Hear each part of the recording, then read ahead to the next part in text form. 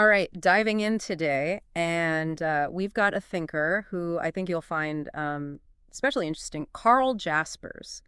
Now, he started as a psychiatrist, but became a really influential philosopher in 20th century Germany. Yeah, he really made his mark, across the board, really. Epistemology, philosophy of religion, even political theory. And I think for our listeners, especially those of you who are, really into philosophy, you're going to find this deep dive particularly engaging because, Jaspers really tackles these fundamental philosophical questions. I mean, the really big ones. Oh, absolutely, the ones that have been around for centuries. Yeah. But he always seems to come at them from these unique angles that offer a fresh perspective. Yeah, It's pretty refreshing, actually. totally. And the main source we're using to guide our exploration today is the Stanford Encyclopedia of Philosophy entry on Karl Jaspers. It's a pretty comprehensive look at his life and thought, really thorough. Yeah, it's a great resource. And I think our goal here, our kind of mission for this deep dive, is to pull out those core philosophical contributions that Jaspers makes, the ideas that I think will really resonate with the philosophical mind. Exactly. And I think it'll be really interesting to also kind of think about why, even though he was so influential, he's not, always at the forefront of philosophical discussions these days. Right, why he's been, maybe a little bit neglected. Yeah, Yeah. exactly. So, all right, let's start with his background. I mean, starting out as a psychiatrist, that's pretty unusual for a philosopher. How did that early experience shape his later philosophical work? Well, it's crucial to understanding Jaspers. He was dealing with subjective experience all day long, with people in psychological distress. And that really informed his approach to philosophy. He was really focused on understanding the inner world of individuals, their perceptions, their struggles. And that focus on lived experience is a huge part of his philosophy. And he even published a major work in that period, right? General Psychopathology in 1913. What were the key takeaways from that book? Oh, the big deal. Yeah. Way ahead of its time. Even as a work of psychiatry, it showed his humanistic and social science leanings, how those were merging with psychopathology. And he was big on observation, really questioning assumptions and really analyzing everything. And get this, he actually went back and revised the book later to incorporate his more mature existential philosophy.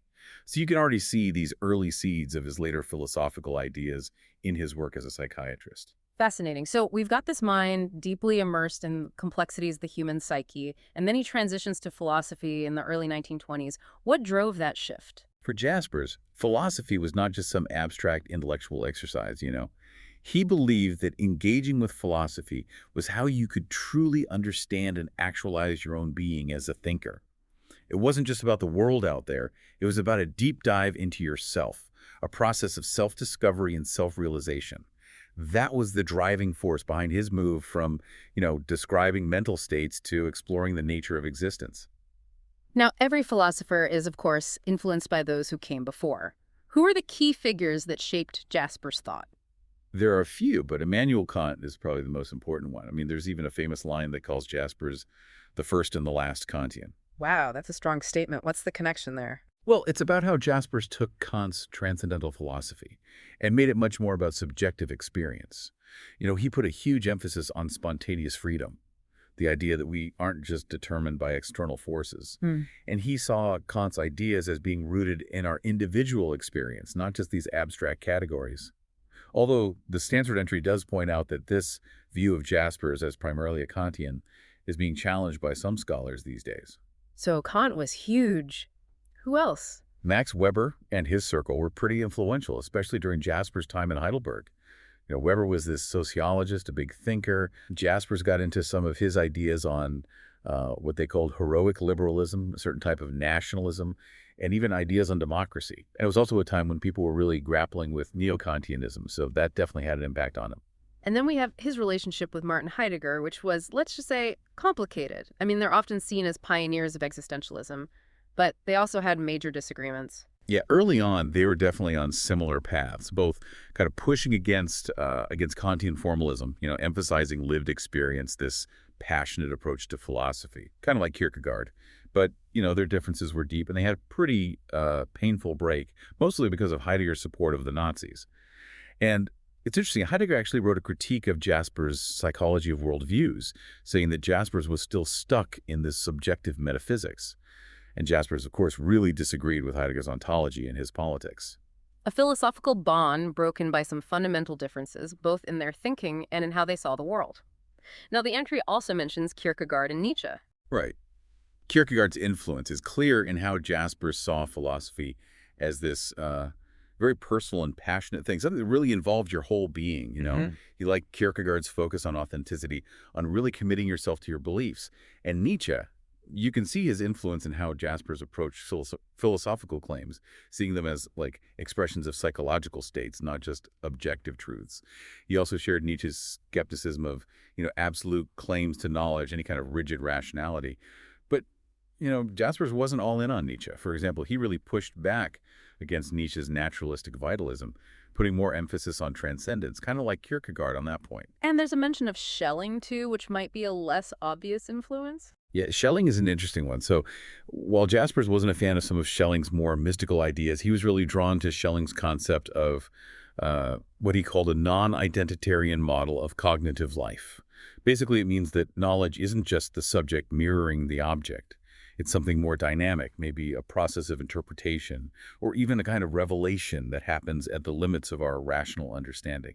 And that really connects with Jasper's later idea of ciphers of transcendence, which we'll get into. Okay, so a pretty rich tapestry of intellectual influences.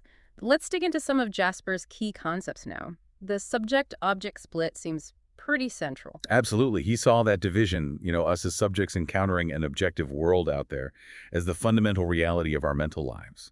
And it really forms the basis for his whole typology of worldviews in psychology of worldviews. And these worldviews, Weltanschauung, what were they all about? He saw them as like these moments where the subject and the object were always bumping up against each other. And importantly, he believed these worldviews could become pathological. They could turn into these rigid, objectivized cages, trapping us and stopping us from experiencing the fullness of human possibility. And for Jaspers, coming from his background, psychological intervention should try to help people move beyond those limited views. That definitely connects back to his psychiatry roots. Then we've got these ideas of limits and limit situations. What are those all about? Okay, so limits for Jaspers, they're both the patterns in our thinking, the frameworks we use to make sense of things, and the moments when we realize those frameworks are holding us back. And then limit situations are these big, intense experiences, often involving, dread or anxiety, where we really slam into those limitations head on. And those moments when we face our boundaries, they can be the catalyst for a whole new level of self-awareness. It's interesting, so much of philosophy tries to build these huge systems of knowledge, but Jaspers kind of turns that on its head. He says, maybe understanding really starts when those systems break down. It's a real challenge to the whole idea of searching for absolute certainty. So facing our limits can actually help us grow. That's a pretty powerful idea. And what about the unconditioned? That sounds like a pretty big deal. Yeah. Yeah, the unconditioned. It's kind of inspired by Kant's idea of synthetic regress, this idea that reason is always reaching for something beyond itself. The unconditioned is the driving force within reason itself, the thing that pushes us to go beyond our current limitations, to keep seeking greater knowledge. It's that restlessness in reason, the engine of philosophical inquiry, the constant questioning. That's the unconditioned at work. That really captures the spirit of philosophical exploration. And then we've got existential communication. How did Jaspers understand that? It's how our freedom to transcend those limits is actually achieved. And it happens through real, engaged dialogue with other people, like deep dialogue where we try to set aside our biases and assumptions. It's through those conversations, that real back and forth, that we can broaden our understanding and move beyond our own individual limits. He really contrasts this with Kierkegaard's focus on this inner, often solitary journey of self-discovery. For Jaspers, it takes engagement to really break free. Truth is not just a solo mission, then. It's something we find together. Now, there's this idea of the encompassing from his later work of truth. What's that all about? The encompassing is a more complex concept that kind of builds on those ideas of the subject-object split in worldviews. It's a way of understanding the different levels of both thought and being, almost like a hierarchy.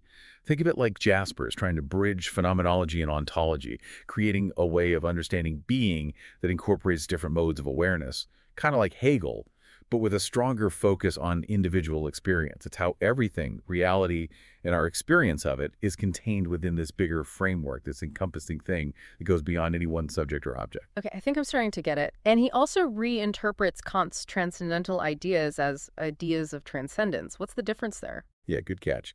So for Kant, Those transcendental ideas, like the unity of the world, the immortality of the soul, and the existence of God, they were mostly regulative. They helped guide our thinking, but they didn't give us actual knowledge. But Jaspers, he turns them into ideas of transcendence, seeing them not just as the limits of what we can know, but as real realms of lived knowledge. We move through those ideas, and by experiencing the tension within them, we realize that we are fundamentally transcendent beings. It's like those ideas aren't just boundaries, they're launching pads for reason to go beyond its limits. So, a pretty significant shift from Kant's view, and then there's the concept of ciphers of transcendence. What are those? So, Jaspers agreed with Kant that we can't really know transcendence directly through reason. But, he said, we can experience it through these ciphers. They're like these hints or symbols we find in the world, in nature, art, religious experiences, even philosophy itself. Like, imagine that feeling of awe you get looking at a starry sky. For Jaspers, that feeling, that sense of something vast and mysterious, could be a cipher. It doesn't prove transcendence, but it points to it. It makes you think. They're like glimpses of something beyond. But we never get the full picture. We get hints, not the whole answer. And this leads to the idea of foundering, or Scheitern. Exactly. Foundering is that moment when we really hit our limits and realize that our understanding just isn't enough to grasp ultimate reality. It's that experience of realizing just how limited we are. And ironically, it's in that failure, in that recognition of our limits, that the experience of transcendence can kind of sneak in. It's like a negative metaphysics, as the entry puts it. It's exactly right. Jasper's metaphysics isn't about defining things in a positive way. It's about understanding our existence in relation to the fact that we can't have this complete positive knowledge of metaphysics. It's driven by our desire for transcendence, even though that desire can never be totally satisfied. And finally, there's the concept of philosophical faith, which seems to be a pretty big part of his whole philosophy. Absolutely. It's a complex idea with a few layers to it. First, it's the belief that real philosophy has to be grounded in a faith in the transcendence of human existence.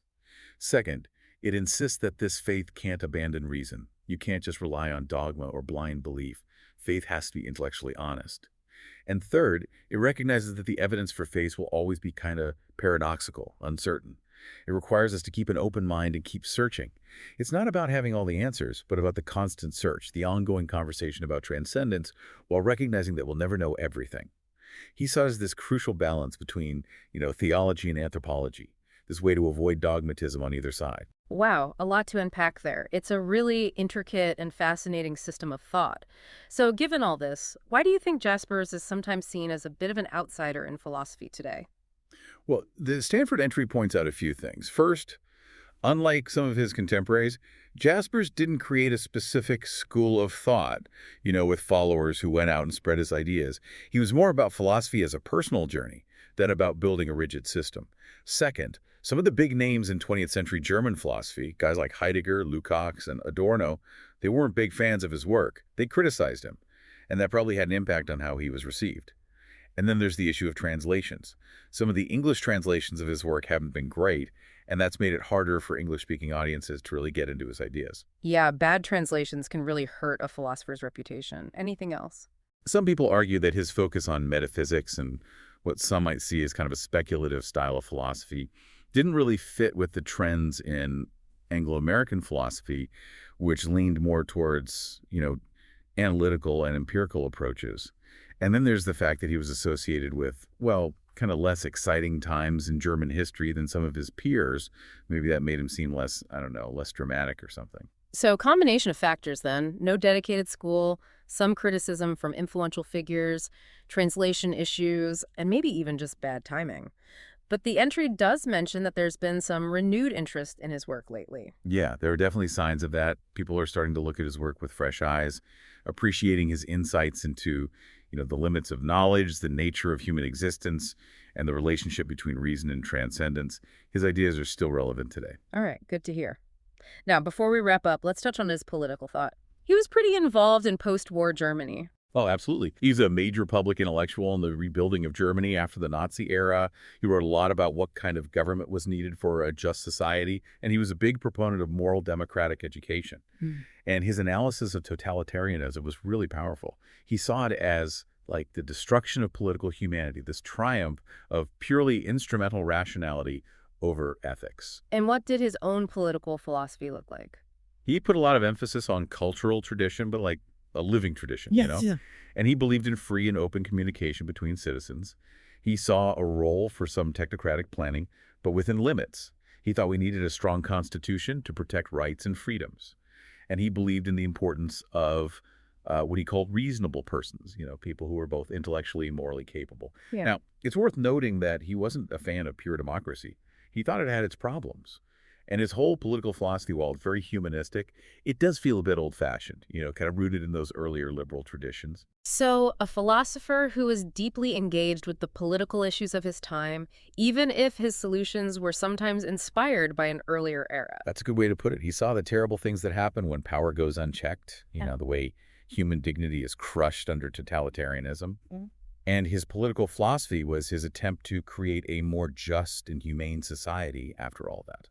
Well, this has been a really insightful journey into the world of Karl Jaspers. We've covered his path from psychiatry to philosophy, the thinkers who influenced him, his key ideas on limits, transcendence, and philosophical faith. We've talked about why he's not always as well known as he maybe should be, and we even touched on his political thought. For all of you philosophers out there listening, I think it's clear that Jaspers has a lot to offer. He gives us a new way to think about the limits of knowledge, the nature of being human, and the whole idea of transcendence. And I think his emphasis on foundering, on how recognizing our limitations can actually lead to a deeper understanding of transcendence, that raises some really interesting questions for how we approach philosophy today. So much of contemporary philosophy is about building these complex systems, but what if, like Jaspers suggests, real understanding comes from letting those systems fall apart? It's a thought-provoking idea, and it might even make you want to go back and check out some of Jaspers' work for yourself. Definitely something to think about. Well, thanks for joining us on this deep dive. We appreciate you being here.